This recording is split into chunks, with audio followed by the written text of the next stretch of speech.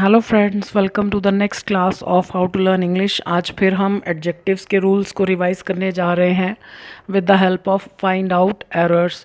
So let us start. He will not get success how ever hard he work.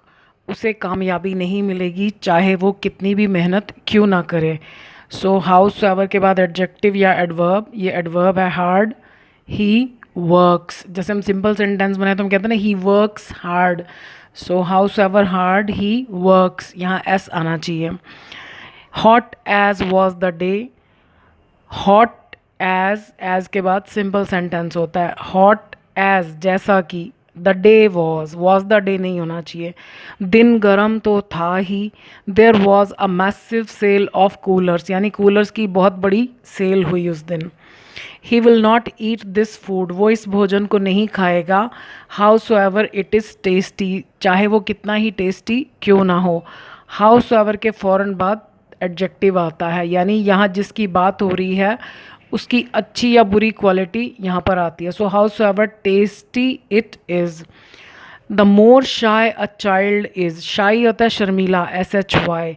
जितना ज़्यादा शर्मीला एक बच्चा होता है, द लिटिल ही स्पीक्स, उतना ही कम वह बोलता है।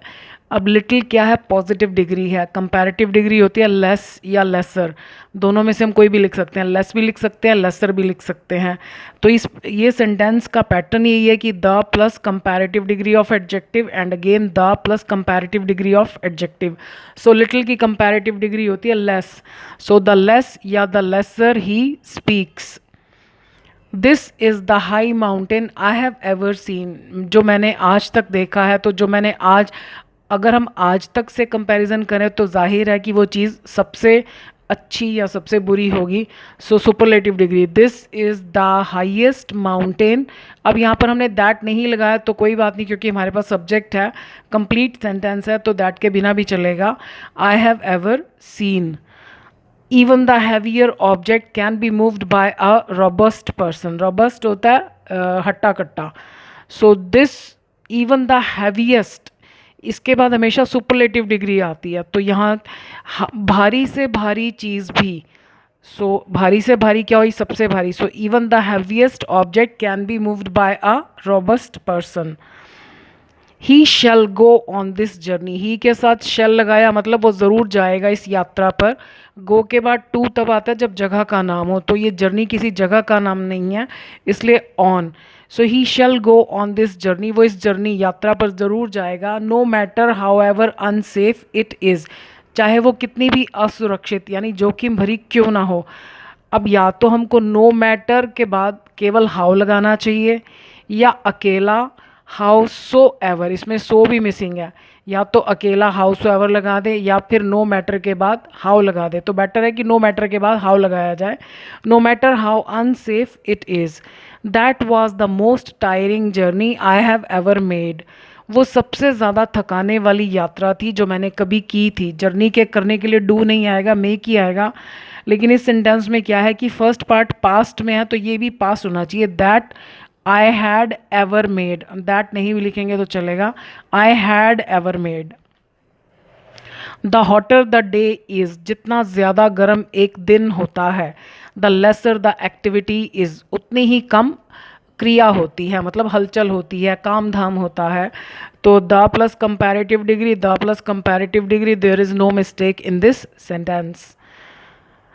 Thinner as he is, he can be easily overpowered. Overpower होता है जैसे किसी को काबू कर लेना, कंट्रोल कर लेना।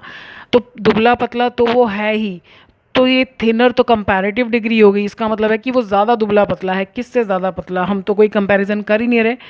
थिन एज ही इज़, यहाँ पर पॉजिटिव डिग्री आनी चाहिए, ये NER नहीं आना चाहिए। तो पतला तो वो है he can be easily overpowered. The more the depression the more the mental problems are, जितना ज़्यादा डिप्रेशन होता है उतनी ही ज़्यादा दिमागी प्रॉब्लम्स होती हैं। फर्स्ट पार्ट में हमने वर्ब नहीं लगाया, वैसे स्पोकन में ऐसे कहते हैं the more the depression the more the problems, लेकिन राइटिंग में हमको कंप्लीट लिखना पड़ेगा। The more the depression is, the more the mental problems are.